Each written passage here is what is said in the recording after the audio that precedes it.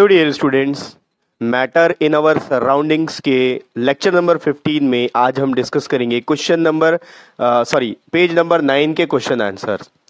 ठीक है, तो पहला क्वेश्चन इसमें दिया हुआ है, convert the following temperature to Celsius scale. देखिए, टेम्परेचर को आप डिग्री सेल्सियस में मेजर कर सकते हैं, केल्विन में मेजर कर सकते हैं, फ़ारेनहाइट में मेजर कर सकते हैं। तो यहाँ पर आपको कन्वर्शन करना होता है।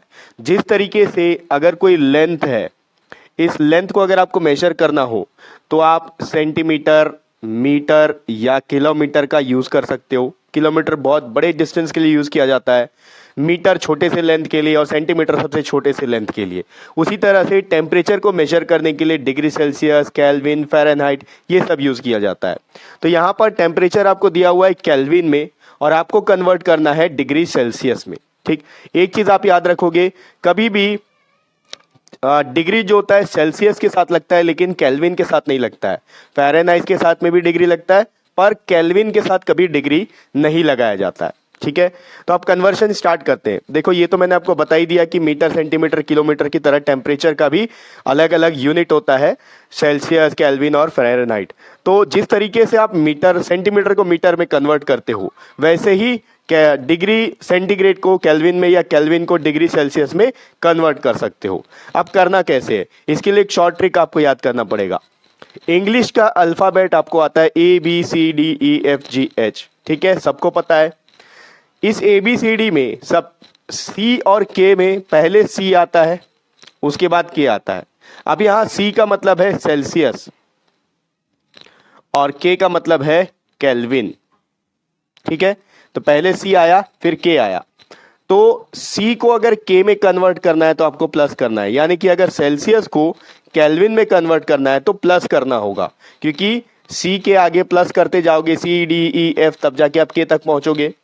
लेकिन अगर आपको केल्विन को सेल्सियस में कन्वर्ट करना है, ये आपका केल्विन, और केल्विन को सेल्सियस में कन्वर्ट करना है, तो ये तो उल्टा हो गया। K से पीछे आना पड़ रहा है, उसके K के पहले कुछ आएगा, फिर कुछ आएगा, फिर कुछ आएगा, उसके बाद C आएगा, तो यहाँ पर माइनस करना पड़ता है। अभी यहाँ पर क्या प्लस करना है और क्या माइनस करना है, 273 ये आपको याद रखना है। 273 को प्लस करना है कब, जब सेल्सियस से केल्विन में कन्वर्ट करना हो, और 273 को माइनस करना है जब केल्विन से सेल्सियस में कन्वर्ट करना हो। ठीक है, अब अपन को यहाँ पर केल्विन में टेम्परेचर दिया हुआ है, सेल्सियस में कन्वर्ट करना है। तो केल्विन से अगर सेल्सियस में कन्वर्ट करना हो तो 273 माइनस करना है। तो बहुत सिंपल है, पहले A को देखो, यहाँ दिया 300 केल्विन, इसको सेल्सियस में कन्वर्ट करना है टू सेल्सियस। तो क्या करेंगे, यहाँ पर माइनस कर देंगे, 300 माइनस 273 कितना आएगा, कैलकुलेट कर लेते हैं, यहाँ पर रफ कर लेते हैं। 300 में से अगर 273 को सब्ट्रैक्ट किया जाए, ये हो गया 2, यहाँ 10 होगा, फिर 9, फिर ये 10, 10 माइनस 3 7, 9 माइनस 7 2, 2 माइनस 2 0, यानी कि 27। अब क्योंकि केल्विन से सेल्सियस में कन्वर्ट कर रहे हैं तो डिग्री सेल्सियस, मैंने आपको बताया कि डिग्री हमेशा सेल्सियस में लगाना है लेकिन केल्विन में नहीं लगाना है।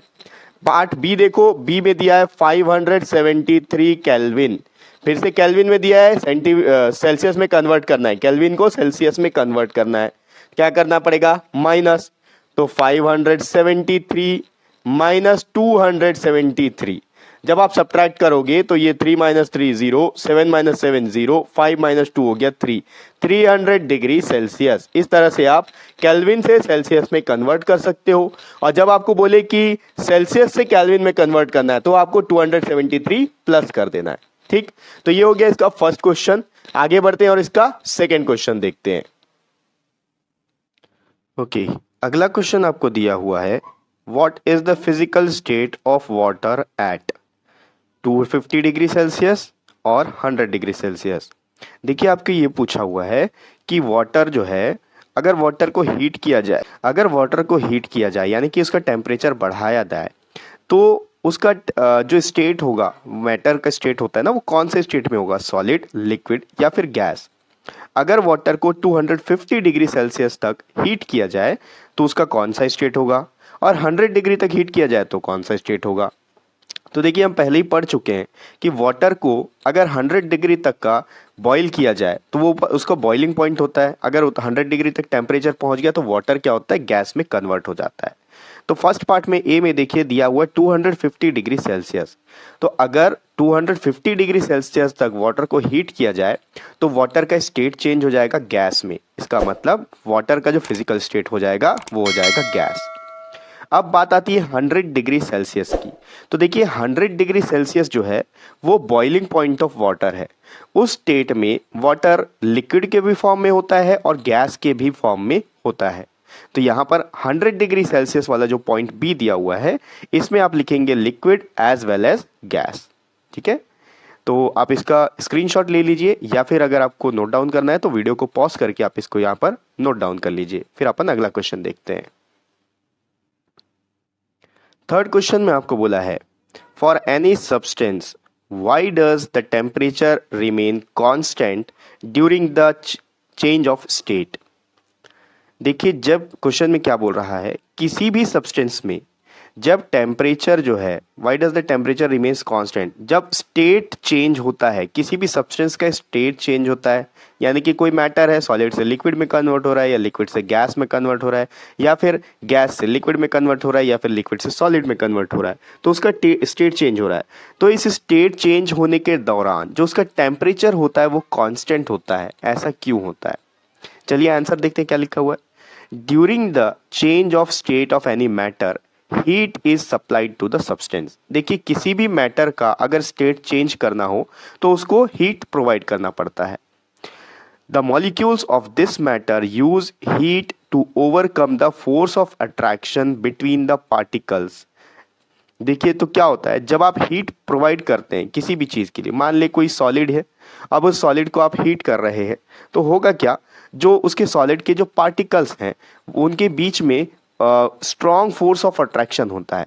तो जब आप हीट प्रोवाइड करेंगे तो वो हीट पार्टिकल्स यूज करेंगे वो स्ट्रॉन्ग फोर्स ऑफ अट्रैक्शन को दूरने के लिए या तोड़ने के लिए, ताकि वो एक दूसरे से दूर दूर हो सके।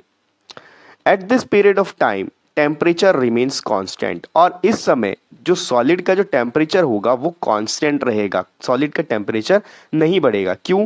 क्योंकि जो हीट आप प्रोवाइड कर रहे हो वो हीट सॉलिड के पार्टिकल्स यूज कर रहे हैं अपने फोर्स ऑफ अट्रैक्शन को तोड़ने के लिए, वो एक हिडन हीट रहता है। This extra heat is acquired by the molecules in the form of hidden heat called latent heat to change from one state of matter to other state। ये हम पहले भी पढ़ चुके हैं लेटेंट हीट क्या होता है। देखिए जब पार्टिकल्स इन हीट का इस्तेमाल करते हैं अपने फोर्स ऑफ अट्रैक्शन को तोड़ने के लिए, उस समय पार्टिकल का जो सब्सटेंस का जो टेम्परेचर रहता है वो टेम्परेचर बढ़ता नहीं है। ठीक है, वो पार्टिकल एब्जॉर्ब कर लेते हैं ताकि अपने उनके बीच में जो फोर्स ऑफ अट्रैक्शन है उस फोर्स ऑफ अट्रैक्शन को तोड़ सकें, और वो जो हीट होता है वो हिडन होता है, इसलिए उसे लेटेंट हीट बोला जाता है। ठीक, इसका स्क्रीनशॉट लीजिए या फिर पॉज करके आप इसका नोट डाउन कर लीजिए। अपन नेक्स्ट क्वेश्चन देखते हैं। क्वेश्चन नंबर 4 में आपको बोला है suggest a method to liquefy atmospheric gases.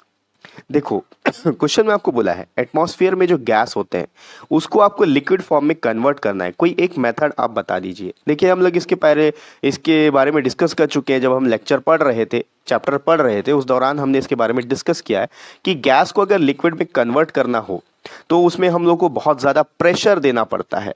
तो वो प्रेशर कहाँ से आता है ये अब इस क्वेश्चन में अपन देखेंगे इस आंसर में। तो आंसर में दिया हुआ है the atmospheric gases are taken in a cylinder with piston fitted on it। देखिए पिस्टन क्या होता है, यहाँ पर एक छोटा सा डायग्राम आपका बना हुआ है, अगर आपको क्लियरली नहीं दिख रहा हो तो आप गूगल में सर्च कर सकते हैं पिस्टन क्या होता है। ठीक, पिस्टन एक तरह का ऐसा सब्सटेंस होता है, एक ऐसा मैटर होता है या मटेरियल होता है जिससे कि आप सिलेंडर में प्रेशर दे सकते हैं, आप प्रेस कर सकते हैं। मान लीजिए किसी सिलेंडर में आपको गैस भरना है और आप उसको ऊपर से एक टाइटली पैक पिस्टन से जब आप उसको प्रेशर देंगे तो आपको ऐसा लगेगा कि गैस आपको ऊपर से फेंक रहा है। अगर आपने कभी साइकिल में पंप से हवा भरा है, साइकिल का जो पंप होता है उससे अगर आपने हवा भरा है तो आपको आइडिया होगा इस चीज़ का कि जब आप पाइप को साइकिल के निब में जब लगा देते हैं और उसके बाद में जब आप प्रेशर डालते हैं तो वो पंप आपको ऊपर की तरफ ढकेलता है। वो जो पंप होता है जिसको हम प्रेस करते हैं वो एक पिस्टन की तरह काम कर रहा होता है, ठीक है। यार ऐसा ही पिस्टन होता है जैसे यहाँ पर डायग्राम में मैंने शो किया है। तो होता क्या है, the atmospheric gases are taken in a cylinder with piston fitted on it. एक सिलेंडर में एटमॉस्फेयर की गैस को रखा जाता है जिस सिलेंडर में पिस्टन फिट होता है। By cooling and applying pressure on them the gas can be liquefied. अब ये बोल रहा है कि जब आप उसमें प्रेशर देंगे और टेम्परेचर को कम कर देंगे, कूल करने का मतलब क्या है, टेम्परेचर को कम करना। तो जब आप टेम्परेचर को कम कर देंगे यानी कि उस गैस को ठंडा कर देंगे और उसमें प्रेशर अप्लाई करेंगे तो वो गैस लिक्विड में कन्वर्ट हो जाएगा। ये चीज़ हम देख चुके हैं कि गैस के पार्टिकल्स दूर दूर होते हैं, उनके काइनेटिक एनर्जी हाई होता है। तो जब आप टेम्परेचर कम करते हैं तो टेम्परेचर कम करने पर उनका जो पार्टिकल्स का जो काइनेटिक एनर्जी होता है वो कम हो जाता है और पार्टिकल्स थोड़े थोड़े पास आने लगते हैं। और उस टाइम पे जब आप प्रेशर अप्लाई करोगे तो प्रेशर अप्लाई करने से वो गैस के पार्टिकल और भी पास पास आ जाएंगे और लिक्विड में कन्वर्ट हो जाएंगे। ठीक, तो यही 4 क्वेश्चन से पेज नंबर 9 के जिसे हमने डिस्कस कर लिया है। नेक्स्ट वीडियो में हम लोग आगे के एक्सरसाइज के क्वेश्चंस को लेंगे और नेक्स्ट वीडियो का जो लिंक होगा वो आपको इसी वीडियो के डिस्क्रिप्शन बॉक्स में मिल जाएगा।